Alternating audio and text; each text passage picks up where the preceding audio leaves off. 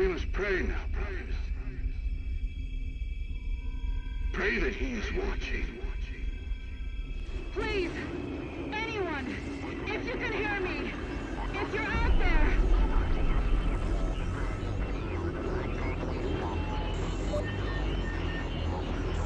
Attempting to acquire the Hell Priest signal. Nearly 60% of our planet has been consumed by the invaders.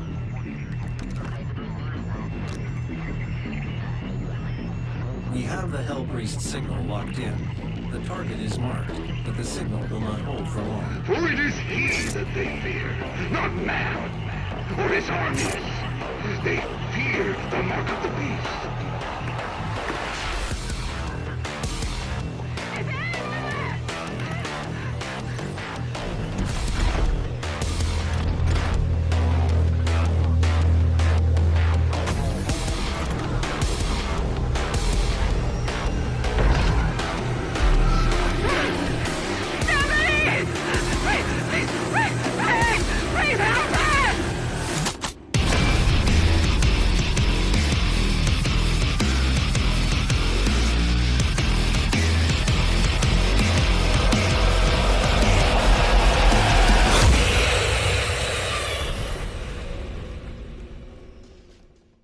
Hey y'all, welcome back to the channel, and thank you for clicking on the video.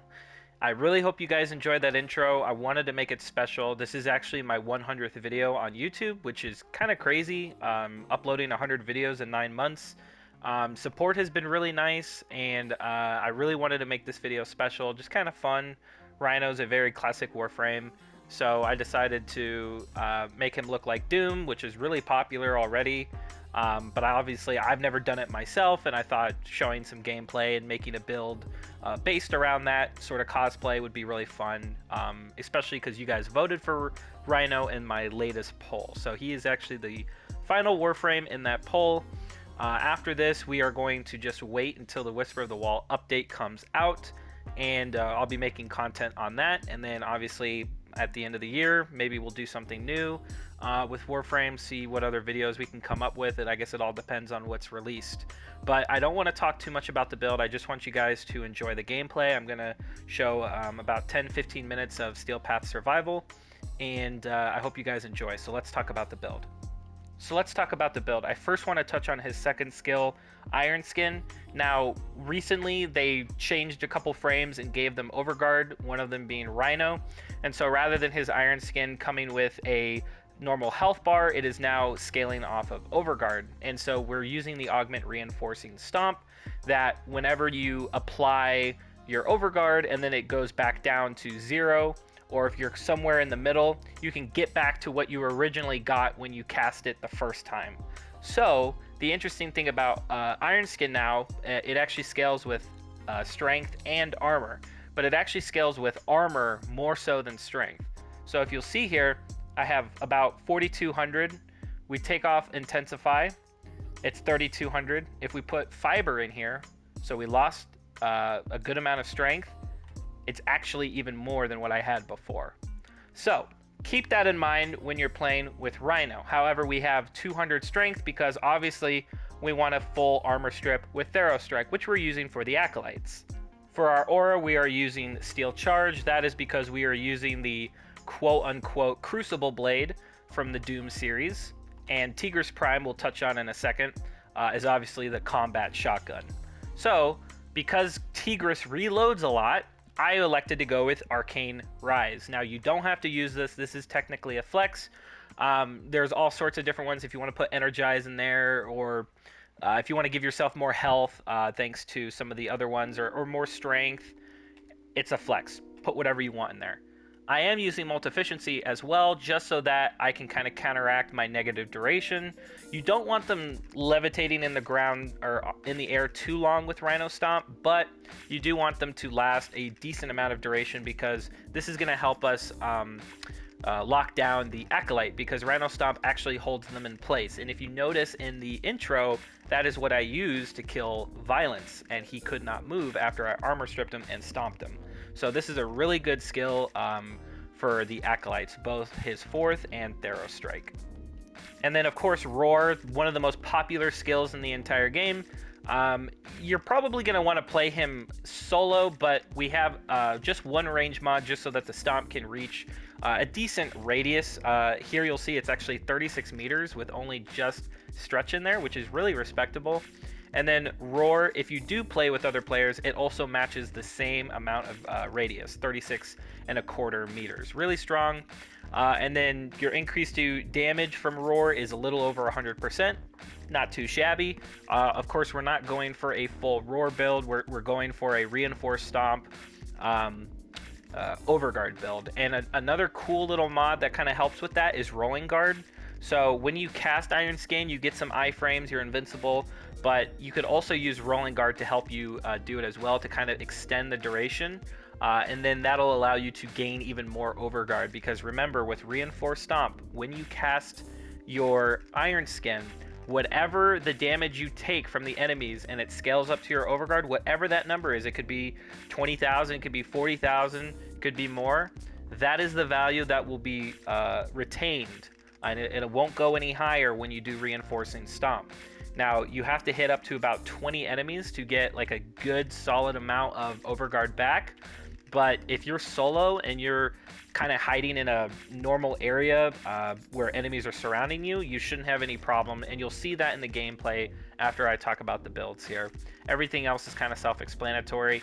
You are kind of casting your skills pretty often, so we've got Prime Flow. Power Drift is just to help make sure that we're over the 200% mark to actually get a 100% armor strip. And then, like I mentioned before, Steel Charge is for the quote-unquote Crucible Blade.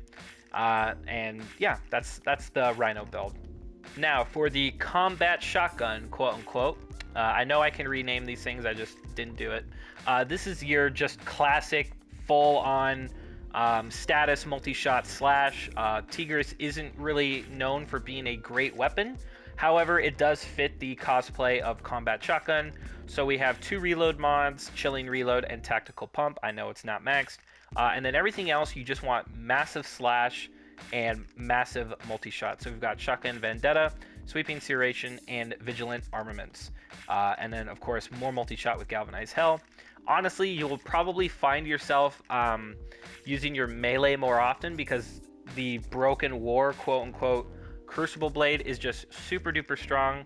I am able to hit about a little over, or almost 200% crit. Now, this is not like a crazy Riven or anything. You could obviously take this out and, you know, put Blood Rush, and then you're kind of getting the same effect as long as you're at the 12 times combo multiplier. So pretty good. I'm using Vengeful Revenant, kind of fits into the theme of Doom Guy, but you know, I actually like this stance. I know a lot of people don't, but I actually like it. But that's the Broken War. You can use whatever melee you want. You just want to make sure that you actually have this skin. Now, this skin comes from the Gara Deluxe skin set, so you'd have to buy the whole pack. I believe it's $225 for the whole thing, so that's how you get this skin. And of course, before I move on to the gameplay, I will show the fashion. So here is the helmet skin animation. These are the attachments. These are where the colors come from.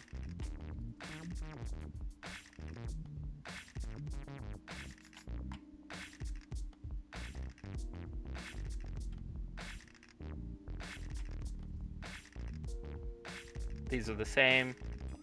And no Sindana, but we do have a sigil. It's called the Scar. All right. Unless I forgot something, I think that's it. And then for the companion, actually, let's remind this. We're using Nautilus. I've talked about Nautilus a few times. He's really good. This is his build. I'm not going to talk about it too much. This is his melee weapon build. And that is everything. Enjoy the gameplay.